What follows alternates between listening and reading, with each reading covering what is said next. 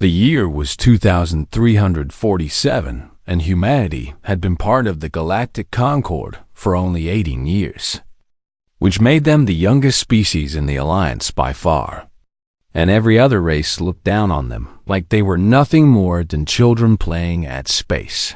Travel Ambassador Daniel Carter stood alone in the Grand Assembly Hall on the neutral world of Vareth Prime, facing the representatives of 12 alien species who all seemed to enjoy making him feel small and insignificant. Bothani High Speaker was a massive insectoid creature that stood nearly 3 meters tall, and his mandibles clicked together as he spoke in a voice that echoed through the ancient chamber like thunder rolling across mountains.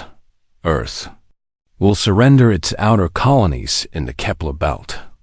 Immediately, the High Speaker announced with absolute certainty in his tone, "Your species has expanded too quickly, and you have taken resources that rightfully belong to the elder races of this galaxy. So you will comply within 30 solar cycles, or you will face the combined military power of the entire Concord." Daniel kept his face completely neutral, even though his heart was pounding in his chest, because he had spent 20 years in the Earth Navy before becoming a diplomat, and he knew exactly what this was. A shakedown by bullies who thought they could push humanity around. "I will relay your message to Earth Command," Daniel replied in a calm and steady voice. "But I should warn you that humanity does not respond well to threats from anyone."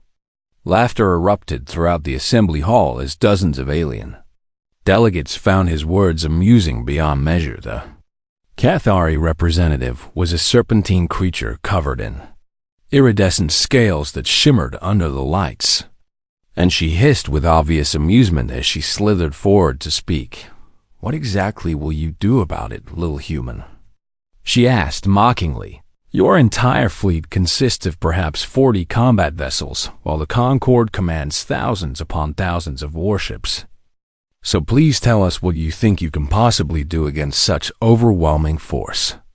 Daniel allowed himself a small smile that confused many of the delegates who were watching him closely. Then, "I suppose you have absolutely nothing to worry about," he said simply before turning and walking out of the chamber with his head held high back. On Earth, in the underground war room located beneath the city of Geneva, Admiral Catherine Moore received a transmission from Ambassador Carter, and her expression grew hard as stone as she listened to every word. She was a woman in her early 60s with silver hair cut short and practical, and her eyes had seen 3 colonial wars that had taught her everything she needed to know about the cruelty of the universe. Standing around her were the Joint Chiefs of Earth's United Defense Command, and every single one of them looked worried about what was coming. Commander Ryan Peters was her chief strategist, and he pulled up a holographic display showing the current military situation in all its terrifying detail. "They are not bluffing about this," Ryan said grimly. "Our intelligence teams have confirmed that a combined fleet of 600 warships is assembling near the Arcturus transit point right now, and they clearly intend to blockade our outer colonies and starve them into submission."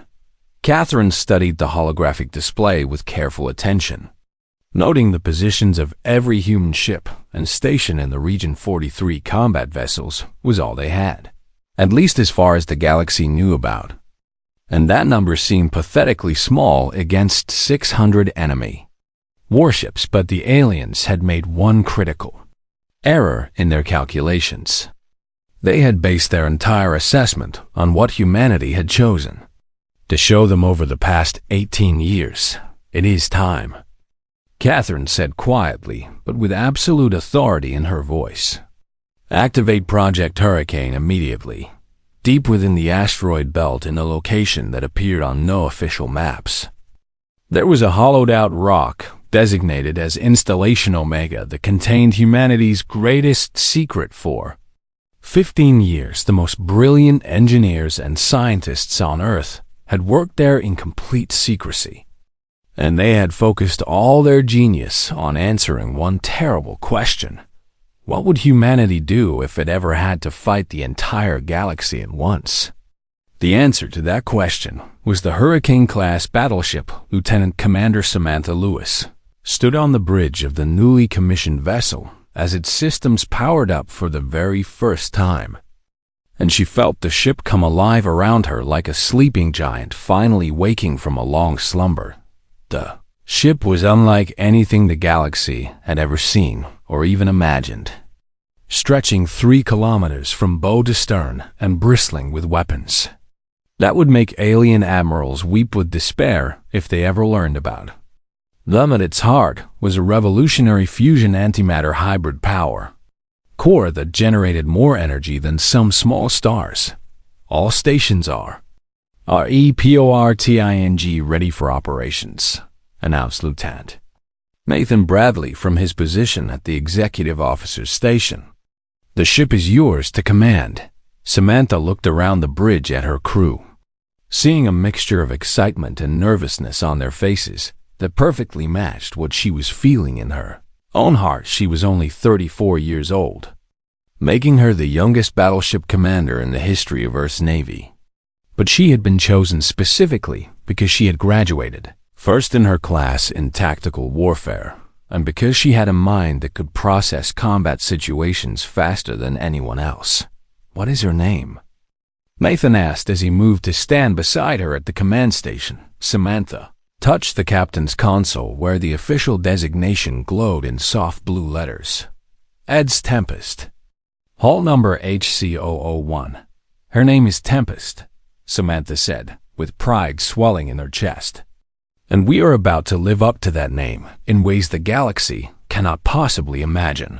Meanwhile, in space near the Arcturus transit point, the combined Concorde fleet continued to gather in numbers that would have seemed impossible to human observers just a few years ago. 612 warships from 9 different species formed an intimidating crescent formation, and their commanders were absolutely confident that this show of force would bring the upstart humans to their knees. Fleet Commander Zethrak of the Vorthani stood on the command deck of his flagship and looked at the tactical display with satisfaction, because everything was proceeding exactly according to plan. The humans will learn their place in this galaxy, he announced to his senior officers.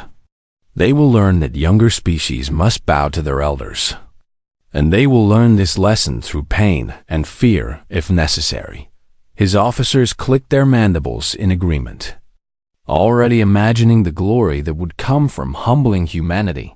None of them had any idea that far away in the asteroid belt, a weapon of unimaginable power was preparing to change everything they thought they knew about warfare. None of them understood that humanity had spent centuries fighting itself and had learned lessons about violence that these alien species could never comprehend, and none of them suspected that the galaxy was about to learn why humans should never be underestimated or threatened. Tempest powered up its engines for the first time and began moving toward open space, ready to announce humanity's true capabilities to a universe that had made the mistake of thinking they were weak. Admiral Catherine Moore watched the ship's departure on her display and allowed herself one small moment of grim satisfaction.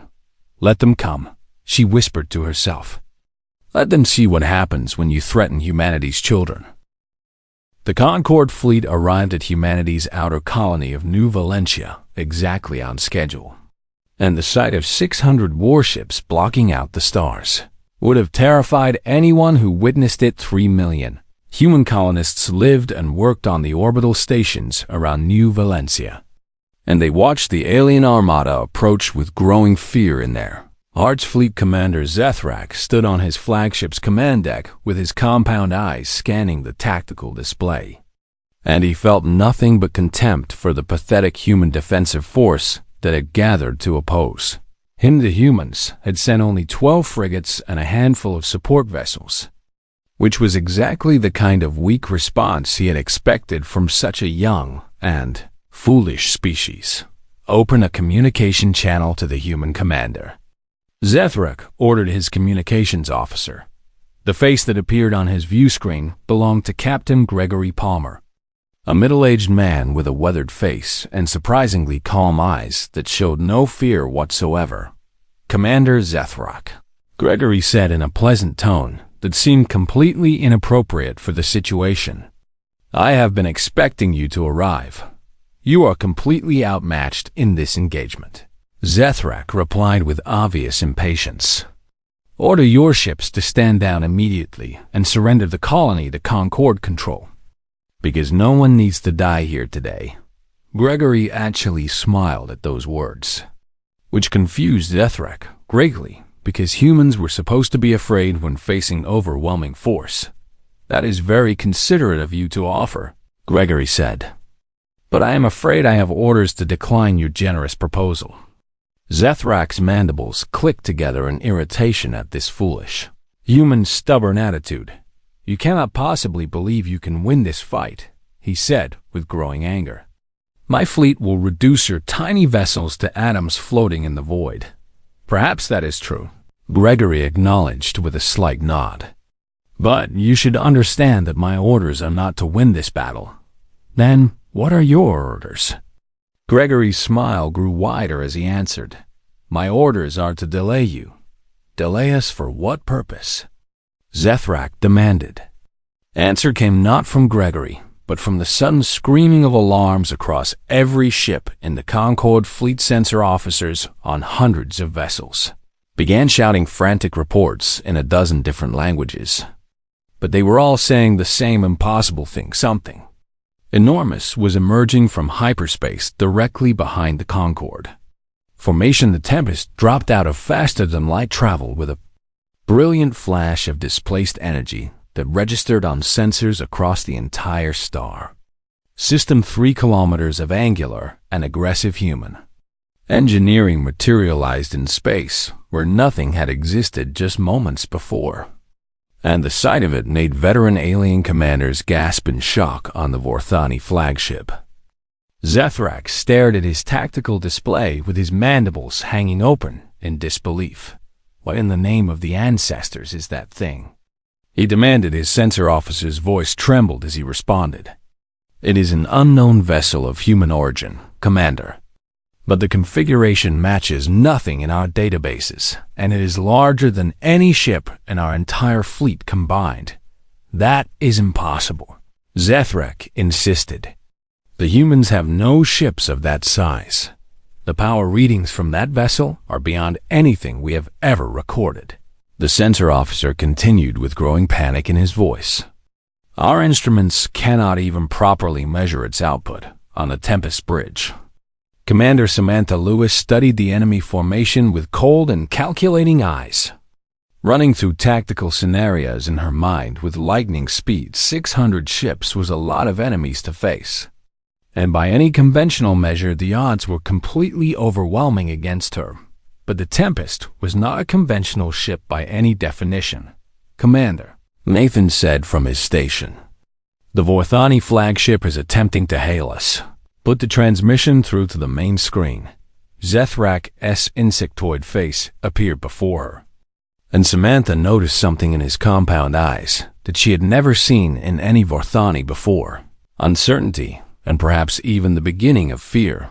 "Human vessel, you will identify yourself immediately," Zethrak commanded. Samantha rose from her chair and stood tall as she responded. "I am Lieutenant Commander Samantha Lewis of the Earth Defense Ship Tempest, and you have entered human sovereign space with hostile intent against our people." She paused to let those words sink in before continuing. "You have threatened human civilians, including children and families. So I am giving you exactly one chance to withdraw your fleet peacefully." Zethrak seemed to regain some of his former arrogance as he processed her words. "One ship?" he asked mockingly. "You dare to threaten the combined might of the Concord with a single vessel? You are either incredibly brave or completely insane." "I might be both of those things," Samantha admitted honestly. "But I am also giving you a fair warning, which is more courtesy than you ever gave us." She leaned forward slightly, and her voice grew harder. "Leave this system now, or you will face consequences that you cannot imagine." The Vorthani commander's mandibles spread in what might have been a cruel smile. "All ships," he broadcast to his fleet. "Destroy that human vessel immediately." 200 ships opened fire at the same moment, and plasma bolts and kinetic rounds and energy beams of every color converged on the Tempest in a massive storm of destructive power. The barrage was intense enough to vaporize a small moon, and it should have reduced any normal warship to scattered atoms when the firing finally stopped and the light faded. The Tempest was still there, completely intact. Shield integrity is holding at 92%. Nathan reported in a voice that was tight but steady. "They barely even scratched our paint." Samantha nodded slowly as she processed this information. "Now it is my turn to respond." She turned to her weapons officer, a young woman named Lisa Cooper, who had the best targeting scores in the fleet. "Target the lead Vorthani cruiser," Samantha ordered calmly. "Main cannon at minimum power, single shot only." The Tempest's primary weapon was something that humanity had never revealed to any other species. A focused graviton beam capable of tearing apart molecular bonds at the subatomic level. The weapon charged for exactly 3 seconds with a deep humming sound that resonated through the entire ship. And then it fired a lance of blue-white energy across the void between ships in less than a heartbeat. And the Vorthani cruiser it struck simply ceased to exist. The vessel did not explode or break apart in any normal way. It simply disintegrated into expanding clouds of gas and debris as every molecule in its structure was ripped away from every other molecule. One moment a warship carrying 4,000 Vorthani warriors was there, and the next moment it was gone forever. Absolute silence fell across the Concorde fleet as every commander tried to understand what they had just witnessed on the Vorthani flagship. Zethrak watched his tactical display update with horror growing in his heart. One cruiser destroyed with a single shot. A vessel that had taken 2 years to construct and that had served the Vorthani Empire with honor. Erased from existence in less than a second. "Commander," his tactical officer whispered with fear evident in every word. "Our shields would have been completely useless against that weapon." Samantha's voice came through the communication. "Channel again." Still perfectly calm and measured despite what she had just done. "That was only a warning shot fired at minimum power," she announced. "I have 47 more main cannon charges available, and my secondary weapons have not even begun to power up yet." She paused to let the implications sink into every alien mind watching her. "I can continue this demonstration if you require more convincing, but I would honestly rather not kill anyone else today." Her voice hardened with absolute authority. "Stand down your weapons and leave human space immediately, because this is your final warning and there will not be another." Zethrak wanted to refuse with every fiber of his being, because everything in his warrior training screamed at him to continue the attack and overwhelm this single human ship through superior numbers. But he was also a military strategist who had studied warfare for decades. And strategists understood when they were facing a battle they could not win. "All ships," he said quietly with defeat heavy in his voice, "withdraw to the Arcturus transit point immediately." The greatest fleet ever assembled by the Galactic Concorde turned and fled from a single human warship. And the galaxy would never be the same again. News of what happened at New Valencia spread through the galaxy faster than any starship could travel. And every government and military command in known space struggled to understand what it meant for their future. One human ship had faced 600 enemy warships and forced them all to retreat in shame. And the single vessel had not suffered even a scratch during the entire confrontation. The implications of this sent shockwaves of fear through civilizations that had considered themselves invincible for thousands of years on Verith Prime. An emergency session of the Galactic Concorde was called with such urgency that diplomats and leaders abandoned important duties to attend for the first time in 300 years. All 12 member species sent their highest representatives in person, crowding into the ancient assembly hall where so many important decisions had been made. Throughout history, the Vorthani High Speaker stood before them, looking nothing like the confident and arrogant leader who had threatened humanity just weeks before. "We made a terrible mistake in underestimating the humans," he announced to the assembly with something close to desperation in his voice. This much is clear to anyone who has seen the combat recordings from New Valentia. He gestured to a holographic display that showed the Tempest effortlessly destroying a Vorthani cruiser with a single shot. But one ship, no matter how powerful it might be, cannot possibly stand against all of us if we work together, he continued. "I propose that we organize a unified military response immediately." His mandibles clicked nervously as he made his case. "Every species must contribute ships to this effort, and we must assemble a fleet of 5,000 warships to crush this human threat before it has a chance to grow any stronger." The Cathari delegate hissed skeptically from her position in the assembly, her scales rippling with obvious displeasure. "You are proposing that we weaken our own planetary defenses to fight a war that you started?" she demanded. "The Vorthani created this conflict with their arrogance, so the Vorthani should be the ones to finish it.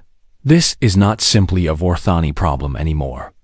The High Speaker shouted with frustration echoing through the chamber. "Did you not pay attention to the recordings we just showed you?" He pointed at the frozen image of the Tempest on the display. "That human ship carries weapons that none of us can counter or even understand. And today, it was pointed at Vorthani vessels. But tomorrow, it could just as easily be pointed at yours." A soft voice spoke up from the back of the chamber, drawing everyone's attention with its quiet authority. The speaker was the delegate from the Irani Collective, an ancient species famous throughout the galaxy for their wisdom and their commitment to remaining neutral in conflicts between other civilizations. The Irani raised one delicate hand with 4 slender fingers.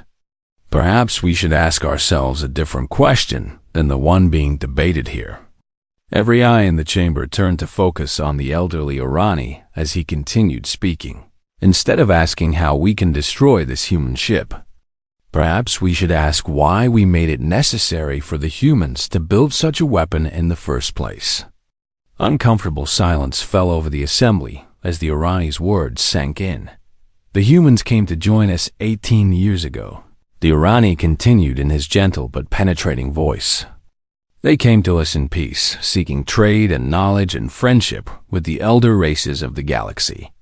He looked around the chamber at the representatives of species who had all played a part in what was about to be described. "And how did we choose to respond to their peaceful overtures?" he asked.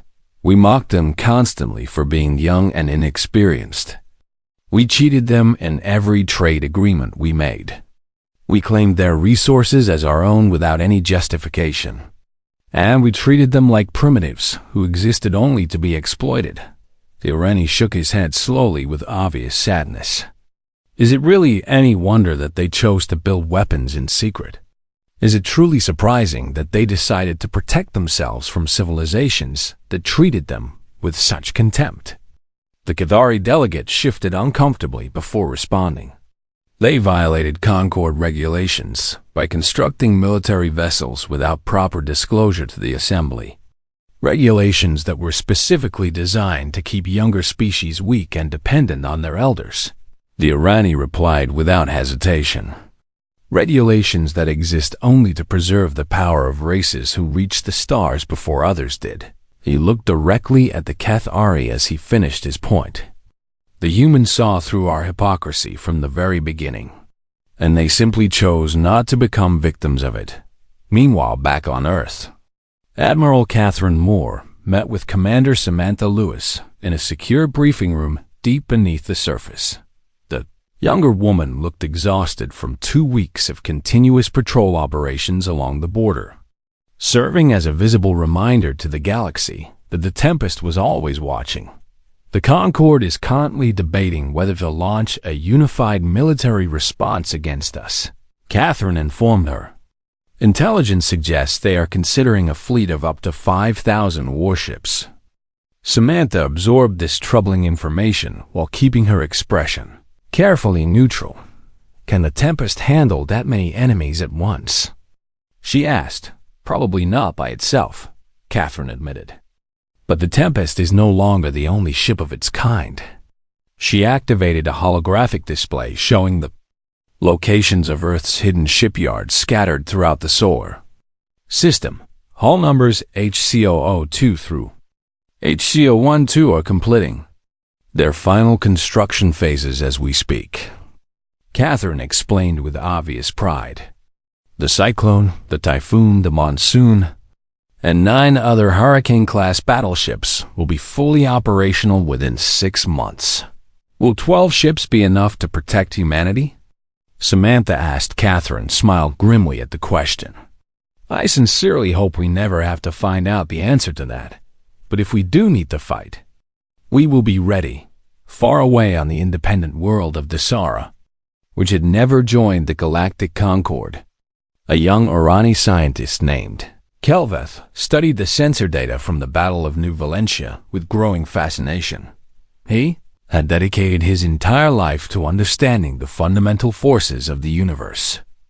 And what the humans had accomplished defied everything he thought he knew about physics. They actually solved the Seth-Rani paradox, Kelveth whispered to his research partner with awe in his voice. The humans found a way to manipulate gravitons at the quantum level, which our scientists have been trying to achieve for over 1,000 years. His partner was a Thessaran native named Mira, who had beautiful, silver skin that reflected the light of their laboratory. She frowned at the data on their screens with concern evident on her face. Should we be worried about a species that can build weapons like this? She asked nervously, what if they decide to use this technology against everyone? Kelveth considered the question carefully before responding. Should we be worried specifically about the humans? From everything I have observed about their behavior, they seem to be remarkably reluctant warriors. He pulled up the communication logs from the battle. Look at this. They built the most powerful warship in the entire galaxy, and their first instinct was to use it for deterrence rather than conquest. He pointed to specific timestamps in the recording. The human commander offered the Vorthani fleet multiple opportunities to retreat peacefully before she fired even a single shot. And when she did fire, she used minimum power on purpose. Mira studied the data with new understanding dawning in her eyes. Compare that behavior to the Vorthani or the Cathari, or any of a dozen other species who conquered and destroyed their way to power. Kelveth continued. The humans could have annihilated that entire fleet, but they chose to show mercy instead. He leaned back in his chair with a thoughtful expression. No, I think the humans might be exactly what this troubled galaxy needs right now. Myra looked at him with surprise. You actually believe that? I believe that strength means nothing without wisdom, Kelveth replied. And wisdom means knowing when not to use your strength, which is a lesson that the humans seem to understand better than most elder species ever have. 6 months passed and the Galactic Concord finally made its move. Against humanity, the unified fleet they had assembled was smaller than originally planned because many species had wisely declined to participate in what they considered a doomed venture, including the Orani Collective and several smaller independent governments, but even reduced in size. The Armada was still the largest military force, gathered together in over 2 centuries of galactic history. 3,200 warships from 7 different species formed up, under the command of Vorthani Admiral Kethvos, who was widely considered the most brilliant military mind the Concord had ever produced there. Target was not Earth itself because the alien commanders were not foolish enough to strike at humanity's home directly instead. They chose the human colony of Proxima Station, a critical mining outpost located in a strategically vital system that controlled access to several major trade routes. The plan was simple and brutal: seize the station quickly, fortify it against counterattack, and use it as a staging ground for a prolonged campaign designed to slowly strangle human expansion. Admiral Catherine Moore received word of the approaching enemy fleet through the deep space sensor network that humanity had secretly deployed throughout the region. She gathered her senior staff in the war room and studied the tactical situation with careful attention to every detail. They are deliberately avoiding a direct confrontation with our core worlds, Commander Ryan Peters observed as he analyzed the enemy formation. They want to target our colonies one by one and bleed us slowly over time. Then we will not give them that opportunity, Catherine replied with steel in her voice.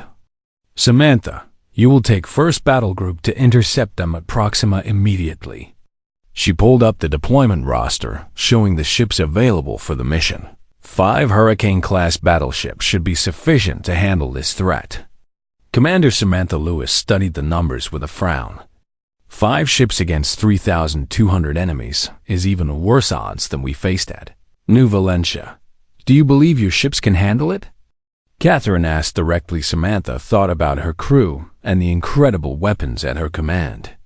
And then she nodded with determination. Yes, I believe we can. The 5 Hurricane-class battleships of First Battle Group dropped into the Faestas Proxima system just as the Concorde fleet was beginning its final approach. Toward the station, 5 human vessels faced more than 3,000 alien warships in what should have been the most one-sided engagement in military history on the Tempest's bridge. Samantha assessed the enemy formation and noticed immediately that they had learned from the defeat at New Valentia. Instead of bunching their ships together in a concentrated formation, the aliens had spread out into a wide dispersal pattern that would make it harder for human weapons to strike multiple targets at once. They have adapted their tactics since our last encounter, Nathan observed from his station. These commanders are smarter than the ones we faced before.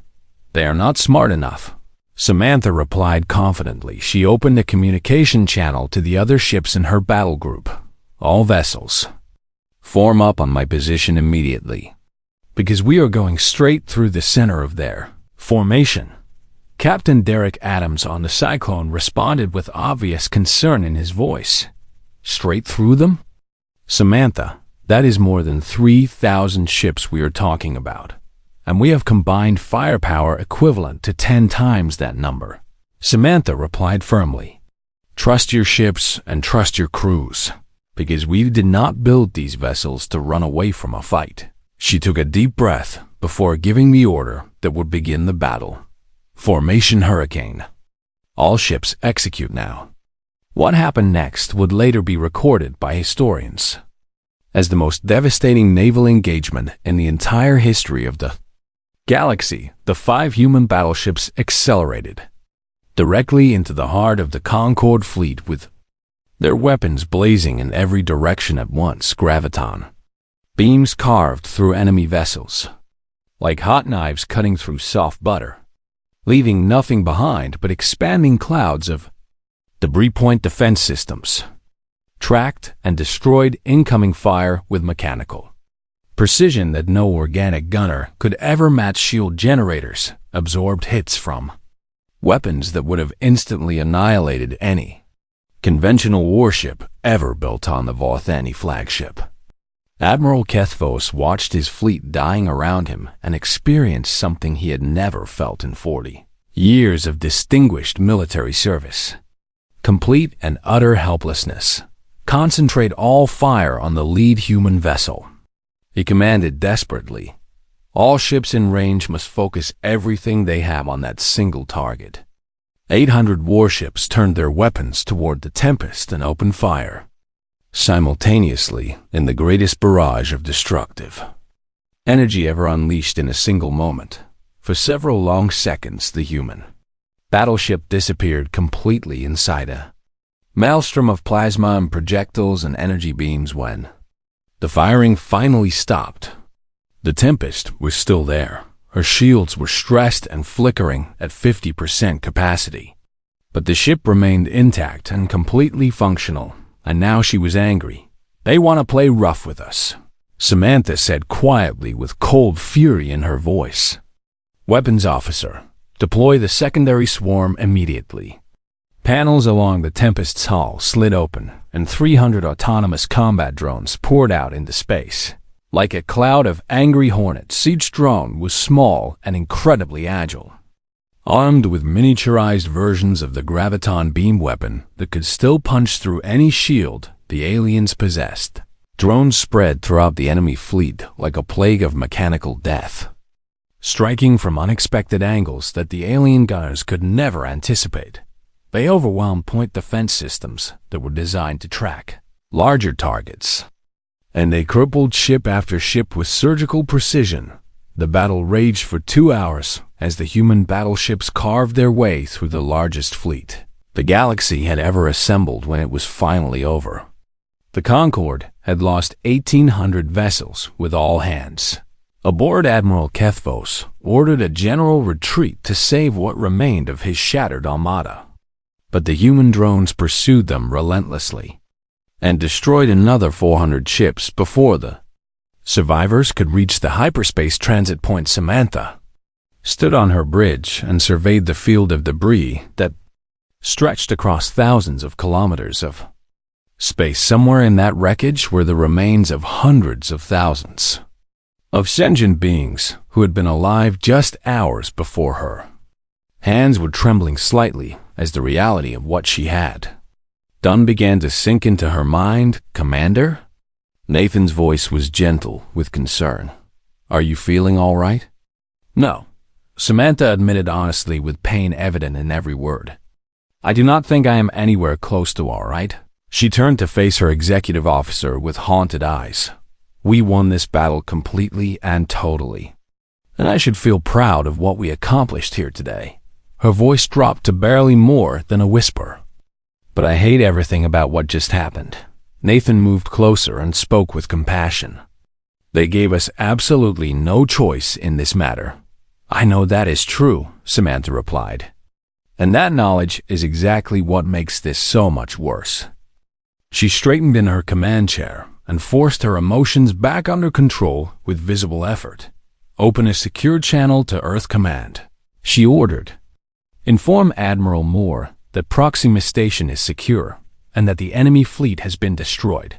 She paused before adding, "Casualties on our side. 0 ships lost and 0 crew members killed." The words felt hollow in her mouth because she knew that the cost of this victory could not be measured only in human lives. 3,200 ships had come to threaten human colonies, and only 1,000 had escaped to tell others what happened when humanity defended its own.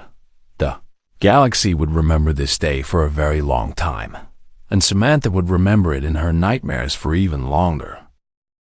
The aftermath of the Battle of Proxima changed absolutely everything about how the galaxy functioned. The Galactic Concorde, which had dominated interstellar politics for 3 centuries, collapsed within weeks as member species lost all faith in an organization that had led them into such a catastrophic defeat. Civilizations that had bullied and exploited younger races for thousands of years suddenly found themselves negotiating as equals with governments they had previously ignored or dismissed. The old balance of power that had existed for so long was completely erased by 5 human warships in a single terrible afternoon on Vareth Prime. The Vorthani High Speaker announced his resignation. In a somber broadcast to his people that was watched by billions across the galaxy, "We awakened something that we did not understand," he admitted with obvious shame in his voice. "We believed that strength came from having superior numbers and following ancient traditions. But the humans showed us that true strength comes from innovation and determination." He lowered his massive head in defeat. We must learn from this painful lesson, or our species will not survive in this new galaxy the humans have created. Ambassador Daniel Carter returned to Verith Prime as the representative of what was now clearly the dominant military power in known space. He walked through the same halls where he had once stood alone against 12 hostile species. And this time every alien he passed moved aside to let him through. The Irani delegate, the same elderly being who had spoken against the war from the very beginning, approached Daniel with something like hope shining in his ancient eyes. What will humanity choose to do now? The Irani asked with genuine curiosity. You have the power to conquer every species in this galaxy if you wish to do so, and no one could possibly stop you. Daniel considered the question with the seriousness it deserved before answering. We will not conquer anyone, he replied firmly. Humanity did not build the Hurricane fleet to rule over other species, because we built it specifically so that no one could ever rule over us. He met the Irani's gaze directly. There is an important difference between those two purposes. Then what exactly do you propose for the future? The Irani pressed. Something completely new, Daniel answered with growing enthusiasm. I propose a genuine alliance between all the species of this galaxy. Not a concord where elder races exploit younger ones for their own benefit, but a true partnership. He spread his hands to encompass the possibility he was describing. Equal voices for everyone regardless of how long they have traveled to stars, shared resources distributed fairly, and mutual defense against any threat that might emerge. A slight smile crossed his weathered face. Humanity has centuries of experience with messy and complicated democracies where different groups have to work together despite their differences. And we would be happy to share what we have learned.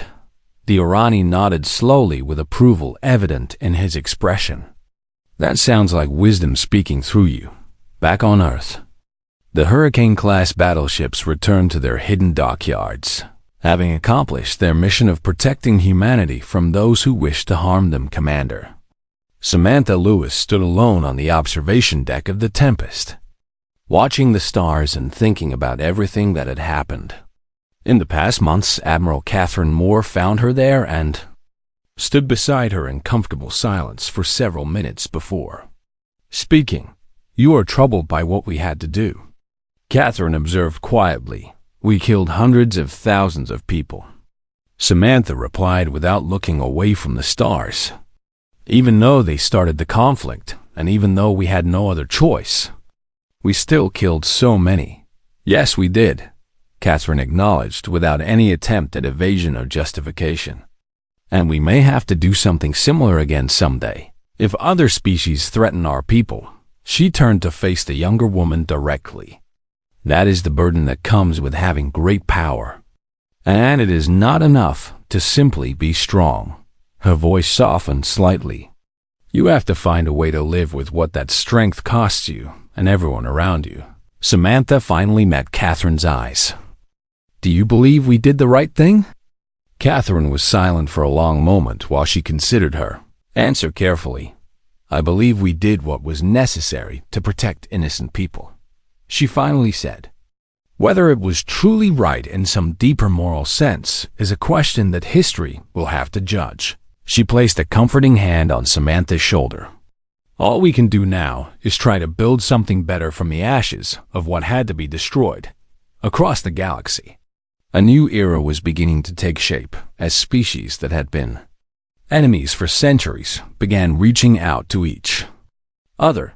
The Irani scientist Kelveth published his research on human graviton technology and proposed collaborative studies that would allow different civilizations to advance together. Former enemies began cautious diplomatic exchanges that slowly grew into genuine friendships built on mutual respect. Trade routes that had been closed by the war reopened and allowed prosperity to flow between worlds once again. Refugees who had fled their homes during the conflict were able to return and rebuild their lives in peace and At the center of all these changes stood humanity, serving as an unexpected guardian of peace throughout known space. They were not conquerors seeking to expand their territory, and they were not rulers demanding obedience. From lesser species, they were simply the civilization that had built weapons capable of ending worlds and then consciously chose not to use them for domination. They had the power to destroy anyone who opposed them, and they used that power as a shield to protect the innocent rather than as a sword to terrorize the weak. On the independent world of the Sara, a memorial was constructed to honor all those who had died during the brief but devastating war. It was a simple structure made of white stone that stood in a garden where beings from many different species could come to remember and reflect. Inscription was carved into the stone in over 100 languages so that anyone from any world could read and understand its message. The word said, "Here humanity taught the galaxy that peace is not the same as weakness, because true peace is the choice of those who are strong enough to choose it." Admiral Catherine Moore visited that memorial many years later when she was an old woman and the wars were fading into distant memory. She stood before the white pillar and read the words carved there, and for the first time in longer than she could remember, tears rolled down her weathered cheeks. She did not weep for the enemies who had fallen, though she still mourned them in her heart. She wept for the future and for all the children who would grow up in a galaxy where strength was measured not by how much you could destroy, but by how much you chose to protect. She wept for the species who were finally learning to see each other as partners and friends rather than rivals and threats. The Hurricane-class battleships still patrolled the borders of human space with their weapons ready and their crews vigilant, but they no longer flew alone through the darkness between starships from dozens of species. Now flew alongside them as part of the new galactic alliance that had risen from the ruins of the old Concord. Humanity had unleashed its terrible power on the galaxy, and the galaxy had learned its lesson, but that lesson was not the one anyone had expected. Its debatey lesson was not that humans were dangerous beings who should be feared and avoided. Lesson was that humans were worthy allies who deserved to be trusted and followed, and that made all the difference in the universe.